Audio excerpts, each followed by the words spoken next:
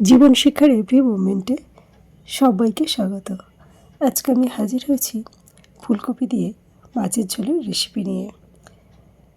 শীতের এই সবজিটা খেতে অনেকেই ভয় পায়, কারণ গ্যাস হয় বলে। কিন্তু আমি যেভাবে রান্নাটা করব তাতে গ্যাসও হবে না, অথচ শরীরও সুস্থ থাকবে। আসুন তবে দেখে নেওয়া যাক আমার এই আজকের রেসিপিটা। এখানে আমি 4 পিস রুই মাছ নিয়ে নিয়েছি। মাছটা খুব ভালো করে ধুয়ে পরিষ্কার করে নেওয়ার পরে এর মধ্যে দিয়ে দিলাম হলুদ আর দিয়ে দেব লবণ। এবার লবণ আর হলুদটাকে খুব ভালো করে মাছের গায়ে মাখিয়ে নেব।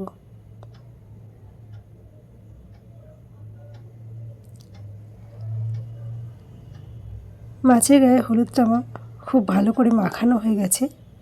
এবার মাছটাকে আমি একটা সাইডে সরিয়ে রাখব আর বাকি কাজগুলো রেডি করে নেব।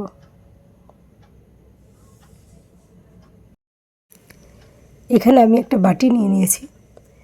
বাটির মধ্যে নিয়ে নিলাম ধনে গুঁড়ো, 1 চামচ জিরে গুঁড়ো। যেহেতু চামচটা একটু ছোট, তাই এখানে আমি দুবার করে নিয়েছি মশলাগুলো। এবার দিয়ে দেব পরিমাণ মতো হলুদ আর নিয়ে নেব 1 চামচ লঙ্কার গুঁড়ো।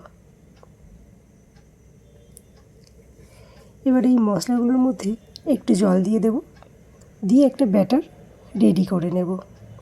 যেহেতু আমি এখানে গুঁড়ো মশলা ব্যবহার করছি, তাই মশলাটাকে একটু জল দিয়ে গুলে নিলাম।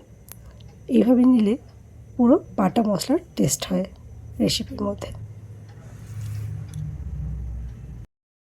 ওভেনে কড়াইটা বসিয়ে দিয়েছি। কড়াইটা বসিয়ে দেওয়ার পরে কড়াইয়ের মধ্যে দিয়ে দিলাম একটু জল। এবার আমি এর মধ্যে দিয়ে দেব 1 চামচ লবণ, দিয়ে জলটাকে একটু গরম করে নেব। জলটা গরম হয়ে গেছে, একটু নাড়িয়ে দিলাম যাতে লবণটা মিশে যায়। এবার এই গরম জলের মধ্যে আগে থেকে কেটে রাখা কপিগুলো দিয়ে দিলাম, দিয়ে একটু নাড়িয়ে চাড়িয়ে দেব। এদিকে জলটাও দেখুন ফুটতে শুরু করেছে। কপিগুলোকে আমি খুব বেশি ফোটাবো না, অল্প একটুই ভাপিয়ে নেব। এইভাবে কপিগুলোকে যদি গরম জলে একটু ভাপিয়ে নেওয়া যায় তাহলে কিন্তু গ্যাস হয় না, আর খাওয়ার পরে শরীর কিন্তু সুস্থই থাকে, কোনো অসুবিধা হয় না। গ্যাসের প্রবলেম তো একদমই হবে না।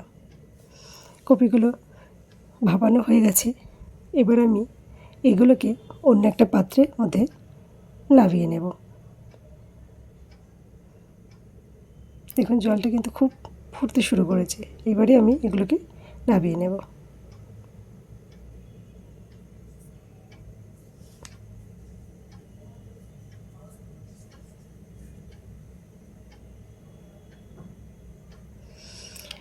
সব কপিগুলোকে আমি জল থেকে নামিয়ে নিলাম। কড়াইটা থেকে গরম জলটা ফেলে দিয়ে পরিষ্কার করে আবারও ওভেনে বসিয়ে দিলাম। কড়াইটা গরম হয়ে যাওয়ার পরে এর মধ্যে দিয়ে দিলাম পরিমাণ মতো সরষের তেল। এখানে আমি তেলটা একটু বেশি করেই দিলাম, কারণ সমস্ত ভাজাভুজি এই তেলটার মধ্যেই হয়ে যাবে, আর এক্সট্রা তেল দিতে লাগবে না। তেলটা গরম হয়ে গেছে। এবার তেলের মধ্যে দিয়ে দেবো সামান্য একটু লবণ। লবণটা দিলে তেলটা ছিটকাবে না, তাই লবণটা দিয়ে দিলাম। এবার আমি একে একে 4 পিস মাছ আমি তেলের মধ্যে দিয়ে দেব, দিয়ে 1 পিঠ হতে দেব।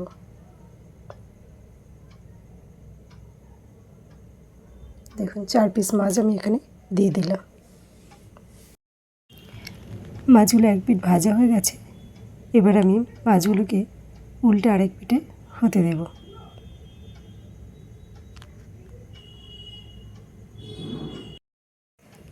মাছগুলো ভাজা হয়ে গেছে।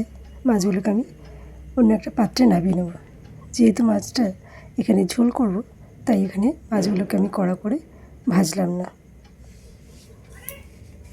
মাছগুলোকে আমি অন্য পাত্রে নামিয়ে নিলাম। এবার আমি তেলের মধ্যে দিয়ে দিলাম কয়েকটা বড়ি। এখানে আমি বিউলির ডালের বড়ি ব্যবহার করেছি।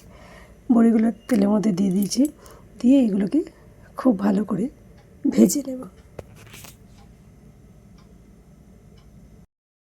বড়িগুলো ভাজা হয়ে গেছে, বড়িগুলো আমি অন্য একটা পাত্রে নামিয়ে নিলাম।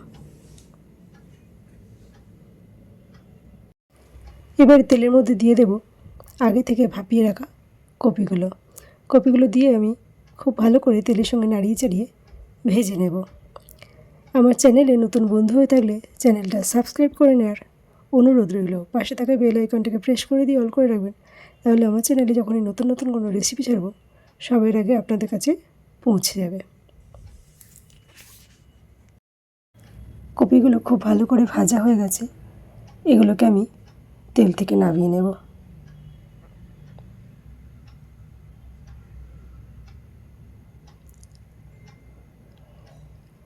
কপিগুলো আমি তেল থেকে নামিয়ে নিলাম। এবার আমি এই তেলের মধ্যে আর একটু তেল অ্যাড করে দেব।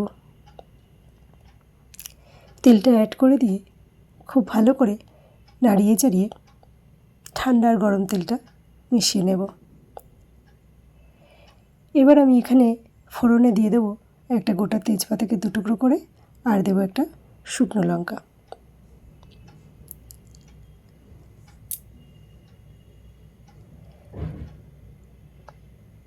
এগুলো দিয়ে খুব ভালো করে নাড়িয়ে চাড়িয়ে নেব। নেওয়ার পরে এর মধ্যে দিয়ে দেবো 1 চামচ 5 ফোড়ন। ফোড়নটা দিয়েও আমি ভালো করে নাড়িয়ে চাড়িয়ে নেব যতক্ষণ এর থেকে সুন্দর স্মেল বেরোচ্ছে। এবার আমি এই ফোড়নের মধ্যে দিয়ে দেব আগে থেকে কেটে রাখা আলুগুলো। আলুগুলো দিয়ে আমি খুব ভালো করে নাড়িয়ে চাড়িয়ে ভেজে নেব।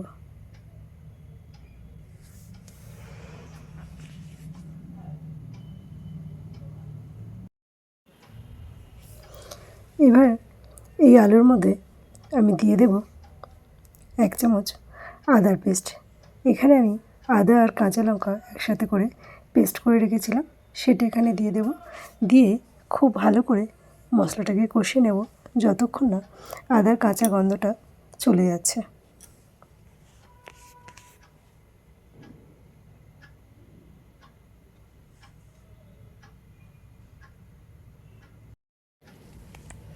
এবার এখানে আমি আগে থেকে যে মশলার পেস্টটা তৈরি করে রেখেছিলাম সেটা অ্যাড করে দেব।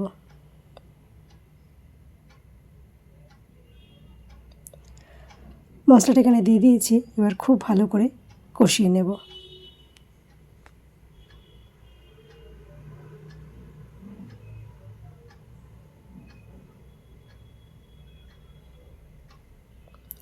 আর এখানে দিয়ে দিলাম যে বাটিটার মধ্যে পেস্টটা তৈরি করেছিলাম, সেই বাটি থেকে একটু জল এখানে আমি অ্যাড করে দিলাম।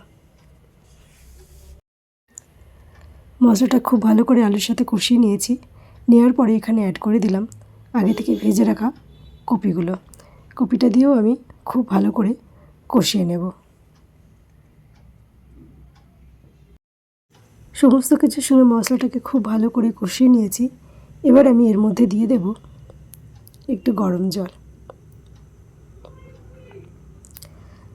জলটা আমি পরিমাণ মতনই দেব, দিয়ে নাড়িয়ে চাড়িয়ে কিছুক্ষণ ফুটতে দেব।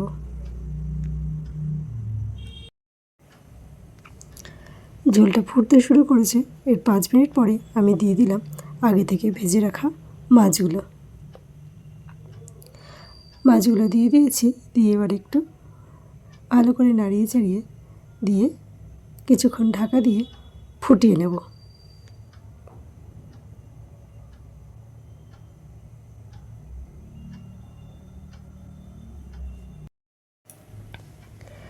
এবার এখানে আমি অ্যাড করে দেব 4টে চেরা কাঁচা লঙ্কা,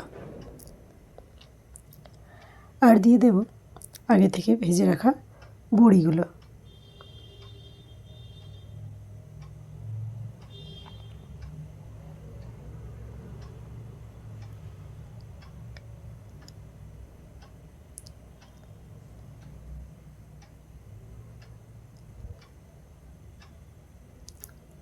বড়িগুলো দিয়ে দিলাম, দিয়ে এবারে কিছুক্ষণ ফুটিয়ে নেব। একটু ফোটাবো, বেশি ফোটাবো না, বড়িগুলো ভেঙে যেতে পারে।